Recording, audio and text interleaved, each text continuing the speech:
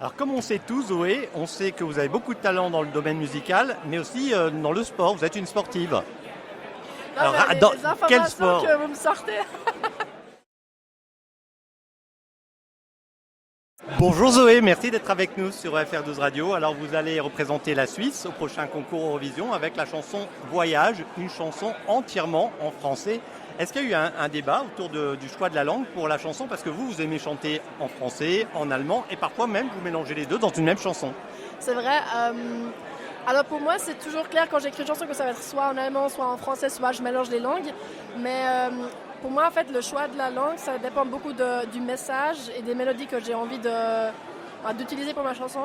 Et pour Voyage, je savais que je voulais parler des fleurs. J'avais ce métaphore avec les fleurs. Et je savais que la chanson devait être un peu douce. Je voulais que ce soit comme un moment de... Comme si les gens à la télé, ils pouvaient faire genre pause pour 3 minutes et entrer dans un monde parallèle et puis revenir. Et pour moi, genre, je me suis dit, en fait, le français, c'est la langue qui va me permettre de faire ça. On va dire que le français est un peu plus poétique. Alors, ça dépend. Ça dépend. Je trouve que le français, c'est plus poétique pour tout ce qui est un peu la poésie douce. Mais je pense que l'allemand, c'est très poétique quand on parle de choses très simples. Genre de la vie quotidienne un peu, voilà. Alors vous avez vécu à Fribourg, vous avez fait partie de la Gustav Academy, qui est une école de promotion des jeunes talents. Et il y avait aussi John Steers dans cette promotion. Vous êtes très bien informé, waouh. Ah, on a travaillé. Et puis surtout, on le connaît bien aussi, John Steers. Et justement, on voudrait savoir, il était comment à l'époque? Alors John, à l'époque, il était comme il est maintenant. Il était quelqu'un de très... avec un grand cœur, quelqu'un qui est aussi un peu fou, but in a good way. Et quelqu'un avec une voix incroyable, avec un talent immense. Et quelqu'un qui était toujours très... il m'a toujours soutenu en fait, dès le début. J'imagine que vous avez eu des contacts avec lui depuis votre sélection et qu'il vous a donné des conseils. Oui, alors ça c'était drôle parce que je pouvais dire à personne que c'était moi qui allais faire l'Eurovision, donc je n'ai pas dit à John non plus. Et quand on a annoncé, il m'a appelé direct, il a fait Girl, why didn't you tell me? Je vais te dire tout ce que je peux te dire et je vais t'aider où je peux. Donc c'est très chou et puis maintenant on est souvent en contact pour justement quand j'ai des questions. Oui, puis c'est un peu grâce à sa participation que vous êtes dit pourquoi pas moi, s'il a pu le faire, pourquoi pas moi. Et justement je trouve que lui je pense qu'il savait même pas que c'était un peu grâce à lui que j'ai découvert l'Eurovision, mais c'est vrai que quand lui il a fait l'Eurovision en 2020, 2021 et puis que comme c'était mon ami, je me suis dit mais purée, waouh, incroyable quoi, mon ami qui fait l'Eurovision, et puis c'est là où j'ai vraiment tout regardé, c'est là où j'ai découvert que l'Eurovision c'est génial. Enfin, que vraiment c'est un monde qui me plaît beaucoup parce que c'est un monde qui célèbre l'authenticité. Et du coup, ouais.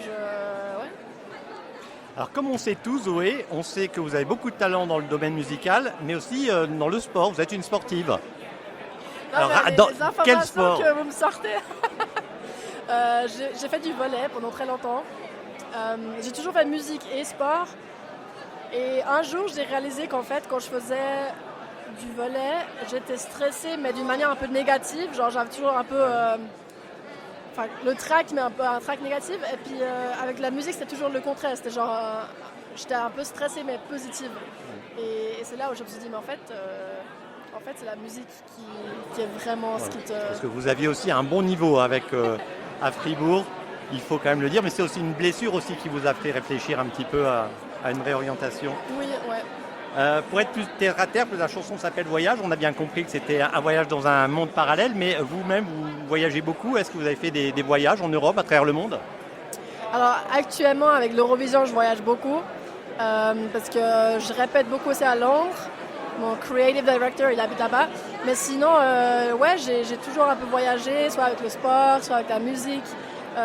Notamment, Voyage, la chanson, je l'ai écrite en Écosse. Un de mes premiers voyages, c'était pour aller à Singapour. Je suis allée toute seule pour rencontrer, enfin non, pas rencontrer, mais genre, comment dire, besuchen.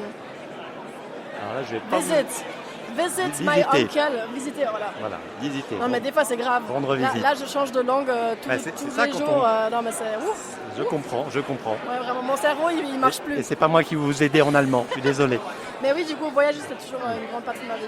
Bon, le prochain voyage, ça va être pour Bâle, mais en même temps, c'est une ville que vous connaissez bien aussi.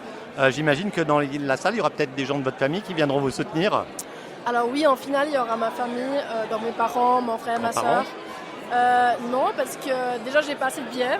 D'accord. Et puis aussi, c'est un long show quand même. Ouais. Où je leur ai dit, si Bon, jamais ils sont debout, c'est peut-être pas optimal. Non, Donc, clairement non. je leur ai dit, c'est un show fait pour la télévision.